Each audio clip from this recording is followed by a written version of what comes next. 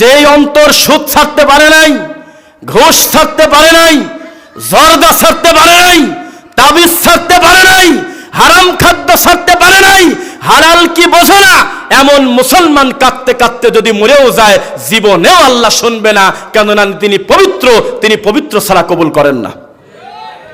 যেই লোকটা আমিন সহ্য করতে পারে না, আল্লাহর কসম তার ভিতরে ইহুদিদের একটা স্বভাব আছে, তবে তাকে ইহুদি আমি বলবো না। যেই লোকটা পায়ের সাথে পাও মিলানোর কারণে একটা মুমিনকে অপমান করতে পারে, ওটা মানুষই না। কারণ এগুলো কোনো ফরজ ইবাদত না, এগুলো রাসূলের সুন্নাহ, তবে বিরোধিতা করার কারণে এটা বড় ধরনের আকার আকৃতি নিয়ে এনেছে। কোশ্চেন কালে এটা করা যাবে না। গত রমাদানে উমরা করে আসলাম, বহু লোক গিয়েছেন, আপনি বলেন তো দেখি কোনদিন এই দৃশ্য দেখার সুযোগ কি পাইছেন? এই মিয়া, হাত বাঁধো নাই কি? হাত বাঁধো। এই তোমার পা তো ফাঁকা কেন? পা লাগাও।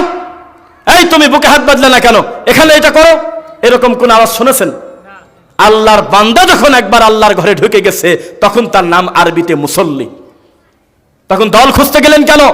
স্বাধীনভাবে আল্লাহর বান্দা আল্লাহকে সেজদা দিক, তবে দাওয়াতের মাধ্যমে যদি বুঝ দিয়ে কোরআন সুন্নাহ মোতাবেক তাকে আপনি হাতটা উপরে নিচে করতে পারেন, সেটা ভিন্ন কথা। দলিল দিয়ে রাগারাগি করেন, ব্যাপারটা কি?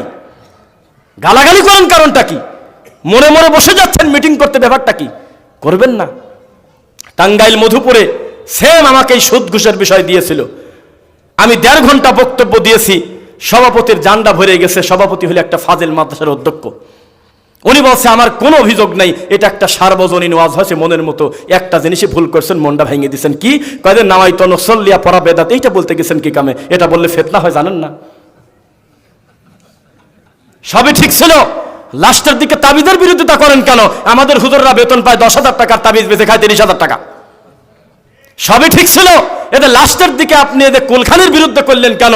জানেন না হুজুররা শকুন, মরা মানুষের বাড়িতে যা মরা খায়? বিষয়টা কি?